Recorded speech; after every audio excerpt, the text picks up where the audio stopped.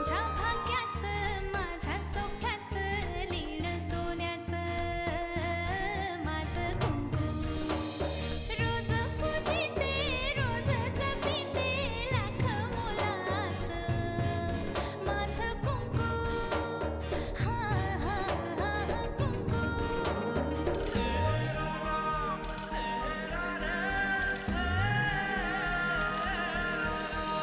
मन माझे घर झाले त्याचे मोर स्वप्नांचा दारी नाचे शब्द त्याचे अमृताचे स्पर्श त्याचे चांदण्याचे त्याच्या श्वासाचे त्याच्या डोळ्याचे गुज सांगते माझं कुंकू हा हा हा कुंकू हा हा हा कुंकू सुगंधा म्हणत होते की बहुतेक ते गरोदर आहे आणि युगंधराबाईंबद्दल बोलताना तोंड सांभाळून बोला. माझ्या वाट्याला जाऊ नका. अरे हॅड गांडोळेस तू गांडोळच्या वाट्याला नाही जात मी. जानकीबद्दल एक शब्द जरी काढलास ना तरी मारून टाकेन मी तुला. त्यांना कधीतरी मीच कोळ्या घालणार आहे. हॅलो हॅलो जानकीताई, सुगंधा बोलते. कुठे आहेस तू? कुठून बोलतीयस? नाही, ते इतकं महत्वाचं नाहीये. सुगंधा वेड्यासारखं वागू नकोस. लगेच इकडे निघून ये. सगळेजण वाट पाहतात तुझी. आत्याबाई वाट पाहतात तुझी. मी गावाकडे आली माझ्या घरी. घाबरू नको, मी काही सांगितलं नाही त्यांना, सांगणार पण नाही. मला माहितीये माझ्या जीवापेक्षा किल्लेदारांचं नाव मोठं आहे. काहीतरी वेड्यासारखं बोलू नकोस. तू लगेच इकडे निघून ये. आपल्याला डॉक्टरांकडे जाऊन तुला तपासून सुद्धा घ्यायचंय ना. नाही नको, मी इथल्या कुठल्या तरी डॉक्टरांकडे जाईन आणि जे काय होईल ते कळवीन तुम्हाला. सुगंधा, हे सगळं आपण इकडे सुद्धा करू शकतो. तू इकडे ये. नको, माझं मी बघत काय करायचं ते. आणि नाही झेपलं ना तर गळ्यात तोंडा बांधून जीव देईन रमावती नदीत. अगं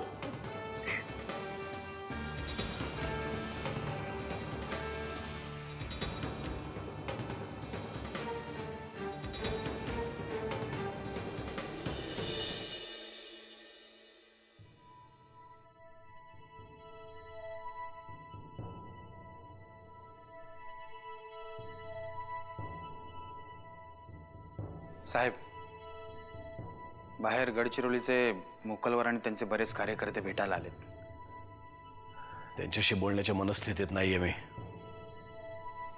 काय झालं साहेब, काही अडचण आहे का?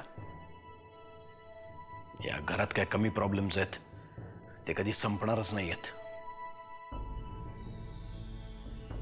परशु शेठनं पुन्हा काय केलं? दुसरं आहे कोण या घरात मला मनस्ताप देणार? कधी कधी वाटतं माझ्या सहनशक्तीचा आता अंत होईल. साहेब, जर पाणी एवढं डोक्यावरून जात असेल तर परशु शेठचा बंदोबस्त आपल्या पद्धतीने करायचा. तर मग सुमित्राचं काय, चिवचं काय? साहेब, काही निर्णय मनावर दगड ठेवूनच घ्यावे लागतात.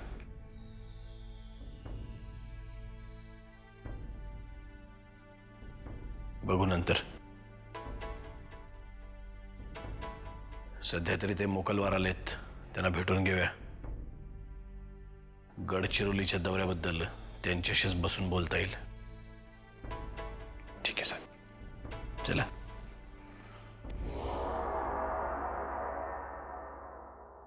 आत्याबाई, काय सुगंधा गावाला गेली आहे. तुला कसं कळलं? तिचा फोन आला होता मला, तिनेच सांगितलं. अगं मग तिला इथं घेऊन नाही का यायचंस? जाऊन गेली कुठे तर रमावतीला. तिथे तोंडाला तोंड लागणारच. ज्याची भीती होती तेच झालं नेमकं. तिकडेच एका डॉक्टरला दाखवणार म्हणाली. हॅलो, म्हणजे तर बातमी वाऱ्यासारखी पसरणार. पण आत्याबाई, ती असं का करेल? ती काळजी घेईलच ना. ती घेईल ग काळजी, पण आपला समाज त्याचं काय?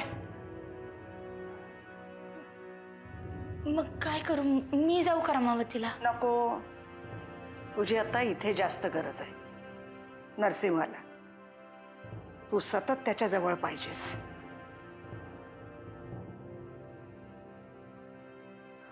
सुगंधाचं काय करायचं ते मी पाहते.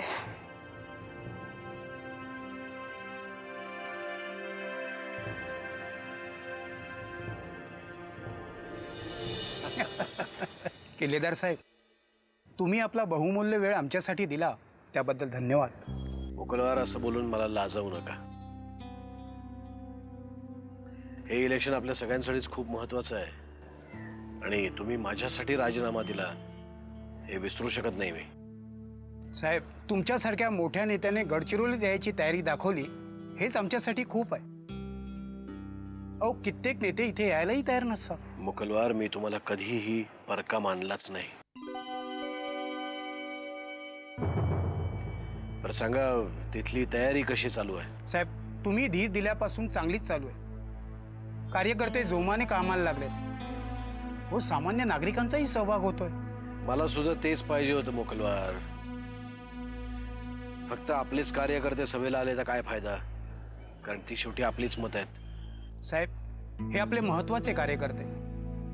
आता सगळा भार यांच्या खांद्यावर आहे. ते दिसतच आहे. आपल्याला अशा तरुणांचीच गरज आहे, कारण हा आजचा कार्यकर्ता उद्याचा नेता असणार आहे. साहेब, हा सयाजी आणि हे वाघेरे. आणि ही कोण? गप्प गप्पच असते का कधी तिच्या तोंडातून शब्दही बाहेर पडतात? हे बघ, राजकारणात समोरच्यापर्यंत पोहोचण्यासाठी सतत बोलावं लागतं, कधी कधी गरजेपेक्षा जास्त. ही नंदिनी गडचिरोली पासून दूरवरच्या खेड्यातली आहे. राजकारणात काय स्वप्न घेऊन आली आहेस? मी स्वप्न पाहत नाही साहेब. अशा लोकांना संधी असते पुढे काहीतरी करून दाखवण्याची, कारण ते एका स्वप्नाशी बांधील नसतात. बांधिलकी जपावी असं काही शिल्लक आहे असं नाही वाटत मला. मग राजकारणात का आलीस? हजारो तरुण आले तुमच्या मागे, तशीच मीही आले. आणि मी तुला निराश होऊ देणार नाही, शब्द आहे माझा. मोकलवार, ही खूप पुढे जाईल. तर चला मोकलवार, आपण कामाला लागूया. दिवाळीनंतर पहिली सभा गडचिरोलीमध्ये आहे. काय काय चाललंय, कशी तयारी चालली आहे, जरा आपण सविस्तर बोलूया.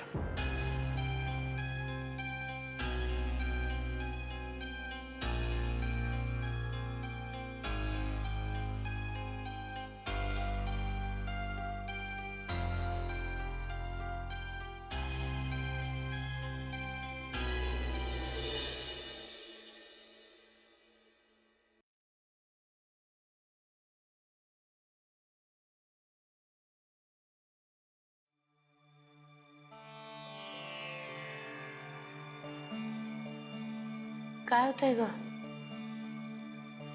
नाही, काही नाही. तू कसला विचार करतेस? काय नाही. जानकी, काही लपवत नाही ना माझ्यापासून? नाही ग, काहीतरी काय उगाच. तू कशाला घरभर फिरतेस? जाऊन तुझ्या खोलीमध्ये आराम कर.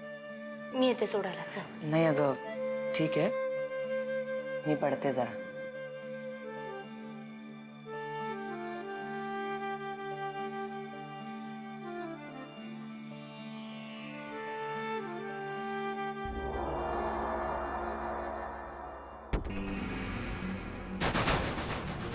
जानकी, हॅलो. काय ग?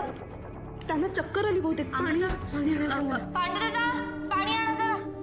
अमृता, अमृता, अमृता, उठ. अमृता, अमृता.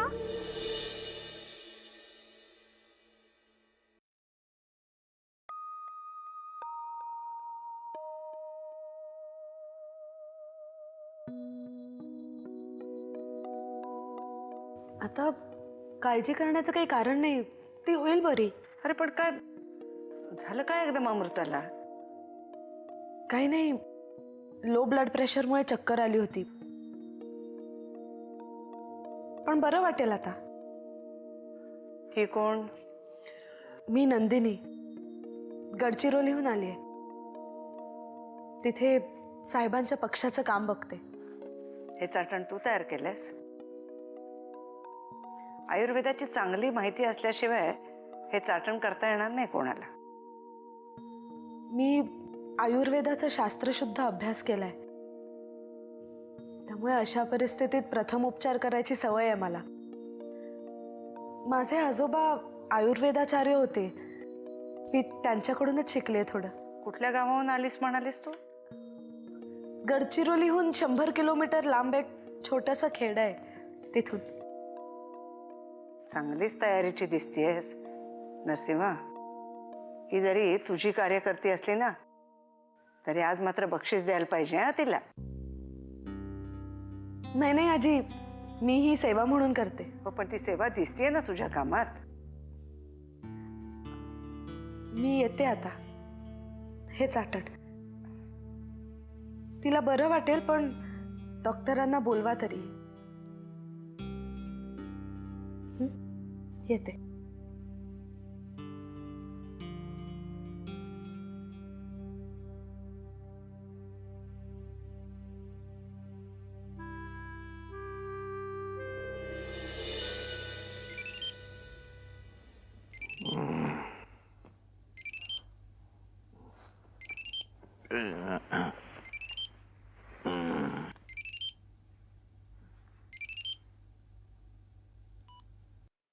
हॅलो, काय मग धनी, काय म्हणताय? विसरला नाहीत ना मला? येईल ना. तू जिवंत आहे? मला वाटलं मेली बिली की काय. अहो धनी, तुमच्याशी लगीन करायचंय मला. तुमच्या नावचं डोरलं गळ्यात बांधल्याशिवाय मरणार पण नाही हो मी. अच्छा, म्हणजे आधी माझा जीव घेणार तू? अहो असं काय बोलताय? तुमच्याशी लगीन करायचंय म्हणून तर चाललाय ना हा सगळा खटाटो. लगीन करणार माझ्याशी? तोंड बघ जाऊन आरशात. नालायक कुठली. अजिबात येऊ नको इकडे पुन्हा, कळलं काय? यायला तू गेली आणि इथं माझं जीवन आराम करून टाकले. माझा जीव काढतात घरातले लोक, कळलं काय तुला? सगळ्यांना काय वाटतं माहितीये का? तुझा जीव घेतलाय मी. मग हे बघा, माझी काळजी करायचं काही कारण नाही. मला नाही काय होत. ये, तुझी काळजी नाही करत मी. तू तिकडे मर, नाही तर त्याला काय वाटेल ते होऊ दे तुझं. मला काय फरक पडत नाही. फक्त एवढंच सांगतो, मरताना मला लटकवू नको, कळलं की नाही? इथं आला दिवस कसा ढकलतोय माझं मलाच माहिती. येणारे दिवस तुमच्यासाठी लई भारी असणार आहेत. फक्त तयार राहा, नाही तर दैव देतन कर्म नेता असं व्हायचं. ये तू जा ग बाई, जा. पुन्हा माझ्या आयुष्यात डोकावू नको. जमलं तर तिकडेच राहा कुठे ते. अशी बरी सोडीन तुम्हाला? काय म्हणली? येणारे मी दिवाळीत, वाट बघा माझी. अहो मी नाही आले तर फटाकडे कसे वाजणार तुमच्या घरात? जम्मा. हॅलो हॅलो, यायला कट केला. डोक्यात जायला लागले माझ्या आधी.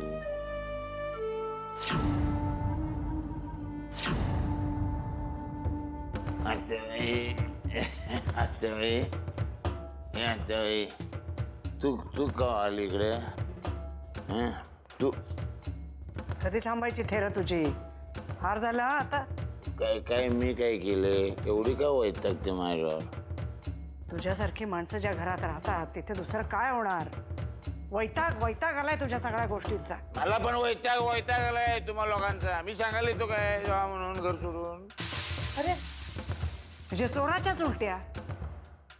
का रे अंत पाहतोस आमचा? तू अंत पाहते माझा, तू बघते माझा अंत. मला कधी मायाने जवळ घेत नाही. सगळं प्रेम त्या नरसिंहावर. ते किती मी चुकला आणि किती मी लपडी केली, त्याला सगळ्या चुका माफ करून जवळ घ्यायचं.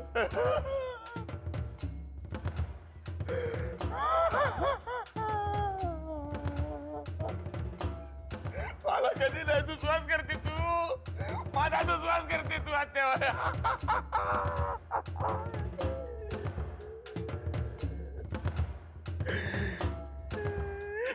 गेली, कोणी बी माझं काय ऐकून घेणार.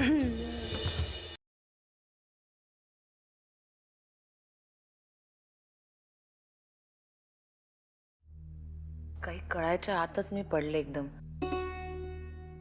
आणि नंतरचं मला काहीच आठवत नाहीये.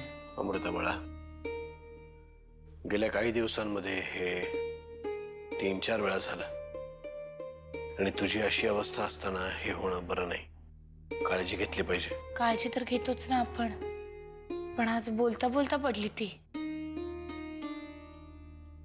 मी कोणालाही दोष देत नाहीये, पण फक्त काळजी घेतली पाहिजे एवढंच माझं म्हणणं आहे. 24 तास लक्ष दिलं पाहिजे आता अमृताकडे. मला वाटतं मी पूर्वी जे म्हणालो होतो की हिला लंडनला पाठवलं पाहिजे तेच योग्य आहे. बाबा, मी एकटी कशी काय राहू तिकडे? आणि तिकडे जानकी इतकी तर काळजी घेणार नाही ना कोणी माझी? मग जानकीलाच बरोबर घेऊन जा. पण इकडे राहू नये मी काळजी घेईनच ना, जास्त काळजी घेऊ आम्ही. हो बाबा, प्लीज या एका कारणासाठी मला सगळ्यांपासून तोडू नका. तसंही गेले काही दिवस मी खूप एकटेपण भोगले. हे बघ, मी हे सगळं बाळासाठी म्हणतोय. बाबा, मी कसं काही होऊ देईन या बाळाला. माझ्या आर्यांची ही एकच तर आठवण आहे.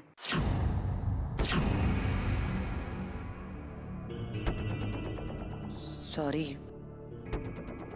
मी माझ्या आर्यांची असं म्हणाले. बाबा, कसाही असला तरी मी खूप प्रेम केलं होतं त्याच्यावर. आयुष्य त्याच्याबरोबर घालवायची स्वप्न पाहिली होती.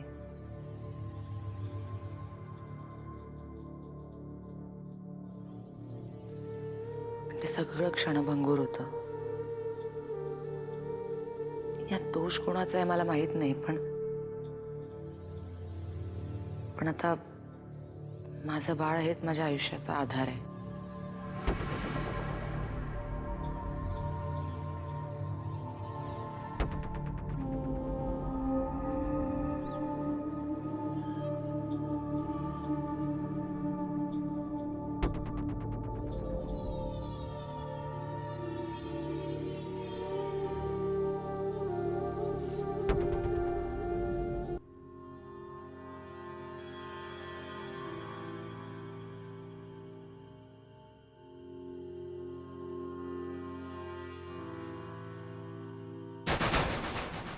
जिंदगी में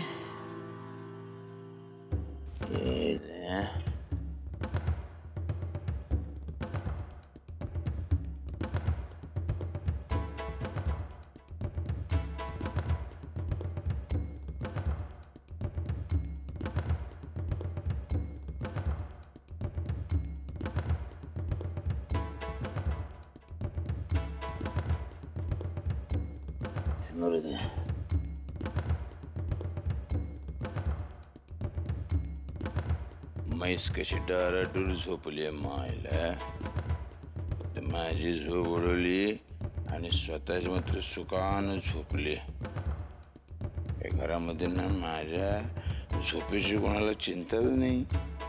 जो येतो आपलं त्याच्या बोटावर नाचतोय. फुटबॉल करून टाकलाय माझा.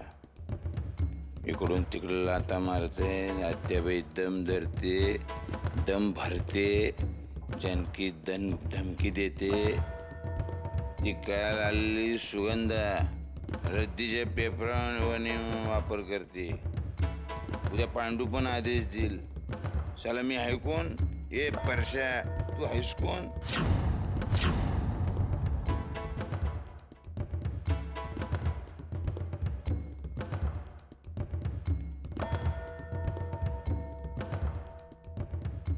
झोपले ही आत्ता हिला संपव, आत्ताच्या आत्ता. अरे विचार कसला करतो?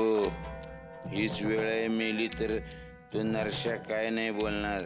विलक्षण मध्ये अडकला येतो. केसाला बी धक्का लागणार नाही आपल्या. बोल. परशु शेठ आगे बढ़ो, हम तुम्हारे साथ है. खत्म कर डालो साले को.